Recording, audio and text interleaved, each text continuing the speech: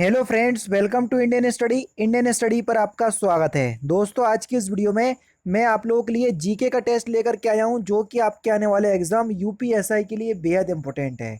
Video को and तक जरूर देखिएगा, क्योंकि लास्ट में मैं आपसे क्वेश्चन ही पूछूंगा और उसका आंसर आपको कमेंट बॉक्स में बताना होगा।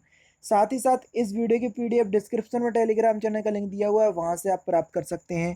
पहला क्वेश्चन, मोटर गाड़ी अधिनियम 1988 का विस्तार धारा 1 के पार्ट 2 के अनुसार कहाँ तक होगा? तो ये सर पूरे संपूर्ण भारत में होगा। पहला ही ऑप्शन करेक्ट। केंद्रीय सरकार की पर्यावरण के संरक्षण और उसमें सुधार के लिए उपाय करने की शक्तियों का वर्णन पर्यावरण अधिनियम 1986 की किस धारा में किया गया है? तो किस धारा में किया गया है? तो सही आंसर क्या हो जाएगा सर? धारा 3 में। पहला ही ऑप्शन यहाँ पर आपका बिल्कुल करेक्ट हो जाएगा। मुख्य जीव अभिरक्षक वन्य जीव संरक्षण अधिनियम 1972 की किस धारा के अंतर्गत वन पशुओं के आखेट की अनुमति दे सकता है? तो सही आंसर होगा धारा 11। पहला ही ऑप्शन करेक्ट। राज्य मानवाधिकार आयोग के अध्यक्ष की नियुक्ति कौन करता है? तो राज्य मानवाधिकार आयोग के अध्यक्ष की नियुक्ति जो है ये सर राज्यपाल करता है। तीसरा ऑप्शन करेक्ट।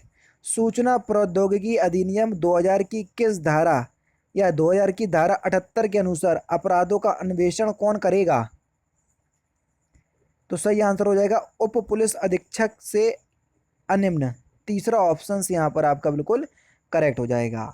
और दोस्तों, मैं आपको लगभग वीडियो में बता चुका हूँ कि देखो, अब यूपीएसआई का एग्ज़ाम जो है वो बहुत पास आ गया है। लगभग अभी हम अक्टूबर को ही टारगेट मान करके चल रहे हैं कि अक्टूबर में हमारा एग्ज़ाम है। हालांकि कोई ऑफिशियल नोटिस नहीं है, फिर भी मान करके चल रहे हैं हम। तो ऐसे में अब आपको रोज़ एक प्रैक्टिस सेट बनाना है घर पे। तो बेस्ट प्रैक्टिस सेट कौन सा है वो मैं आपको बता दे रहा हूँ। आपकी इच्छा अनुसार है कि भैया आप उसको परचेस करना चाहें या नहीं करना चाहें, ये आपके ऊपर डिपेंड करता है। लेकिन जो आप लोगों के लिए अच्छा होता है वो मैं आपको अपनी वीडियो में बताता हूँ। आप लोग लगभग यूपीएसआई की हर वीडियो में पूछते रहते हो कि सर सिलेक्शन कैसे होगा, सिलेक्शन कैसे होगा। मैं आपको बता चुका हूं कि सिलेक्शन लेने के लिए सबसे इंपॉर्टेंट चीज जो होती है वो होती है आपकी प्रैक्टिस। और प्रैक्टिस भी ऐसी जो आपकी सिलेबस के अनुसार हो, यानी कि प्रैक्टिस सेट आपको ऐसे मिल जाए कि सिलेबस के अकॉर्डिंग आपको सारी चीज उस प्रैक्टिस सेट में दी हो, तभी जाके जो है वो आप सिलेक्शन के कभी करीब पहुंच पाते हो। अब देखो, चक्षु पब्लिकेशन आप लोगों के लिए ऐसी ही बुक लेकर के आई है यूपीएसआई के लिए, जिसमें आप लोगों के लिए 10 प्रैक्टिस सेट दिए हुए हैं। अच्छा, आपको पता कैसे चलेगा ये जो आपके प्रैक्टिस सेट है जो लास्ट ईयर के यानी कि प्रीवियस ईयर के क्वेश्चन पेपर पर आधारित है? तो इसके लिए इन्होंने प्रीवियस ईयर के 2 सॉल्व पेपर भी आप लोगों के लिए इस बुक में समाहित कर दिए, कि आप लोगों को पता चल जाए कि एक्चुअल में एग्जाम जो है वो आपका कैसा आता है और उसी अकॉर्डिंग आप अपनी प्रैक्टिस कर पाओ। तो प्रैक्टिस बहुत इंपॉर्टेंट चीज है, मैं आपको बता दे रहा हूं। और ये बुक जो है वो यूपीएसआई के लिए बहुत अच्छे तरीके से तैयार की गई है। कैसे, बता देता हूं। जैसे आपने देखिए, आपने कोई भी सेट पेपर लगाया, ये आपके सामने है 2017 वाला सेट पेपर, ठीक है। इस सेट पेपर को आपने पूरा लगा लिया, ठीक है। अब ऐसा तो है नहीं है कि आप पूरा सेट पेपर लगा लोगे बहुत अच्छे से, 160 में से पूरे 160 क्वेश्चंस कर लोगे। अब कुछ क्वेश्चंस में आपका डाउट है, तो आप डाउट कैसे सॉल्व करोगे? सर देखो, इन लोगों ने उत्तर जो है वो व्याख्या सहित दिए हुए हैं।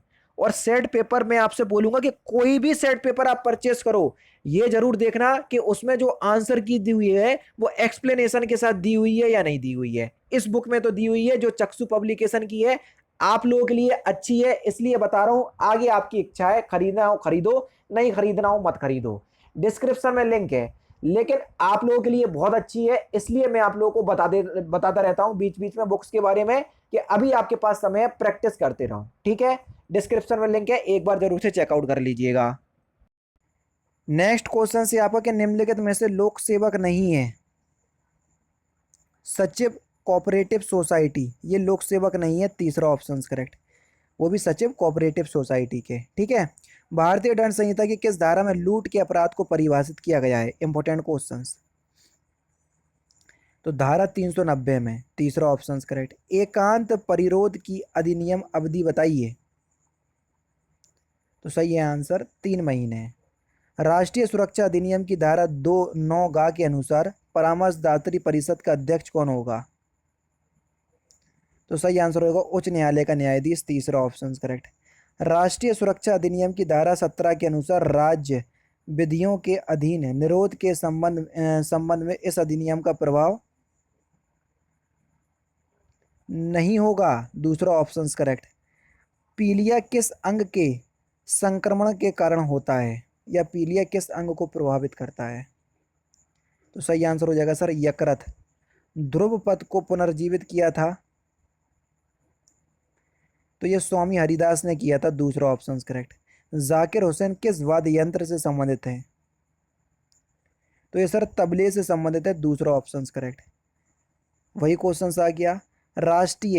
भारतीय राष्ट्रीय कांग्रेस का प्रथम अध्यक्ष कौन था? तो कौन था? तो आपका जो सही आंसर हो जाएगा वह हो जाएगा जॉर्ज यूले। पहला ही ऑप्शन करेक्ट। भारत का प्रथम विधि अधिकारी कौन होता है? हालांकि अगर हम बात करें अच्छा अंग्रेज अध्यक्ष पूछे तो जॉर्ज यूले ही थे। ठीक है, चलिए भारत का प्रथम विधि अधिकारी कौन होता है? तो आप सभी लोग जानते हैं सर, भारत का महान्यायवादी, जिसका वर्णन अनुच्छेद 76 में है। अंतर्राष्ट्रीय टेस्ट क्रिकेट में सबसे अधिक रन बनाने वाले चौथे बल्लेबाज कौन है? चौथे की पूछ रहा है। तो सही आंसर हो जाएगा जैक कॉलिस। पहला ही ऑप्शन करेक्ट। कंप्यूटर प्रोग्रामर, हालांकि इतने क्वेश्चंस मतलब इतने इस तरह के क्वेश्चंस अब आपके पूछे नहीं जाएंगे। ठीक है, कंप्यूटर प्रोग्राम, तो कंप्यूटर प्रोग्रामर सभी प्रकार के कंप्यूटर इक्विपमेंट ऑपरेटर कर सकता है। ठीक है, तीसरा ऑप्शन करेक्ट। लिम्फ रंगीन होता है क्योंकि क्योंकि उसमें आरबीसी अनुपस्थित रहते हैं। चौथा ऑप्शन करेक्ट। भारत में संविधान की निम्नलिखित में से कौन सी एक अनुसूची में दल बदल विरोधी कानून विषयक है?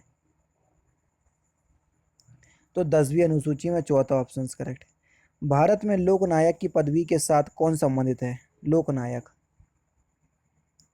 तो सही आंसर हो जाएगा जयप्रकाश नारायण। तीसरा ऑप्शन करेक्ट। भारत के किस राज्य में पहली बार गैर कांग्रेस सरकार बनी थी? तो ये केरल राज्य में बनी थी सर। चौथा ऑप्शन करेक्ट। सोवियत संघ का 15वां स्वतंत्र गणतंत्रों में विघटन कब हुआ? 1991 में हुआ था। दूसरा ऑप्शन करेक्ट। विश्व एड्स दिवस कब मनाया जाता है? तो प्रत्येक वर्ष हम 1 दिसंबर को मनाते हैं। चौथा ऑप्शन करेक्ट। वर्ष 1977 में पंचायती राज की समीक्षा के लिए गठित समिति की अध्यक्षता किसने की थी? अशोक मेहता ने की थी। दूसरा ऑप्शन करेक्ट। भारत में न्यूनतम मजदूरी अधिनियम कब लागू किया गया? तो सही आंसर आपका क्या हो जाएगा सर? 1948। दूसरा ऑप्शन करेक्ट। वाक्यांश यूनाइटेड नेशन की उत्पत्ति के साथ निम्न में से किसका नाम जुड़ा है? फ्रैंकलिन रूजवेल्ट का। दूसरा ऑप्शन करेक्ट। वर्ष 1951 में यूनेस्को ने विज्ञान के प्रचार के लिए कनिंग पुरस्कार की स्थापना किसके नेतृत्व में की है? तो सही आंसर हो जाएगा सर बीजू पटनायक। तीसरा ऑप्शन करेक्ट। अंतर्राष्ट्रीय न्यायालय का मुख्यालय कहाँ पर स्थित है? तो अंतर्राष्ट्रीय न्यायालय का मुख्यालय दी हैग नीदरलैंड में स्थित है। दूसरा दूसरा ऑप्शन करेक्ट। निम्नलिखित में से कौन सा एक सार्वजनिक क्षेत्र का उपक्रम है? तो सही आंसर हो जाएगा सर सिंडिकेट बैंक। दूसरा ऑप्शन करेक्ट। पीत ज्वर संचारित किया जाता है तो ये एडिस मच्छर के द्वारा किया जाता है। पहला ही ऑप्शन करेक्ट। पौधे में जाइलम ऊतक निम्नलिखित में से किस पदार्थ का संवहन करते हैं? देखो, जाइलम करता है जल का और फ्लोएम करता है पोषक तत्वों का। ठीक है, तो पहला ऑप्शन करेक्ट। कुनेन किस पेड़ की छाल से निकाली जाती है? तो कुनेन किस पेड़ की छाल से निकाली जाती है? तो सही आंसर हो जाएगा सर सिंकोना। दूसरा ऑप्शन करेक्ट। किस मूल इकाइयों में भारत के अतिरिक्त भाग तैयार किए जा सकते हैं?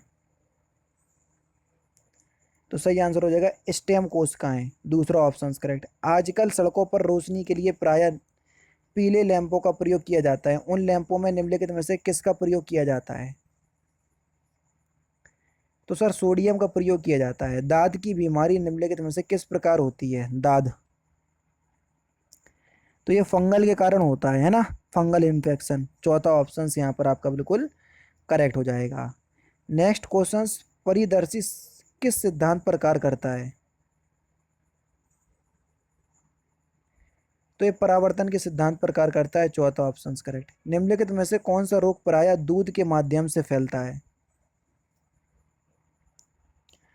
तो सही आंसर हो जाएगा सर यक्षमा, पहला ही ऑप्शन करेक्ट। ठीक है। नेक्स्ट क्वेश्चंस, नई फर्मों को बाजार से में प्रवेश नहीं करने दिया जाता है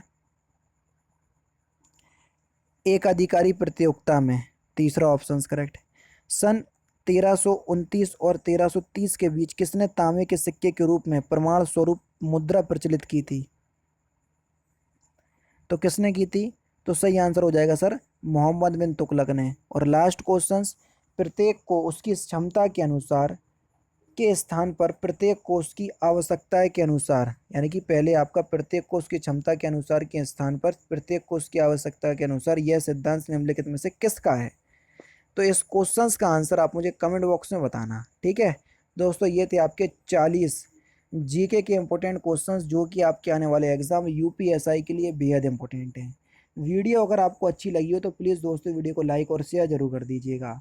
तो दोस्तों फिलहाल की वीडियो में तो सिर्फ इतना ही। अगर आपको वीडियो पसंद आए तो प्लीज़ दोस्तों वीडियो को लाइक कीजिए, शेयर कीजिए और साथ ही साथ हमारे चैनल को सब्सक्राइब करना ना भूलें, क्योंकि मैं रोजाना इसी तरह की वीडियोज़ आप लोगों के लिए लाता रहता हूँ। नमस्कार दोस्तों, जय हिंद, जय भारत।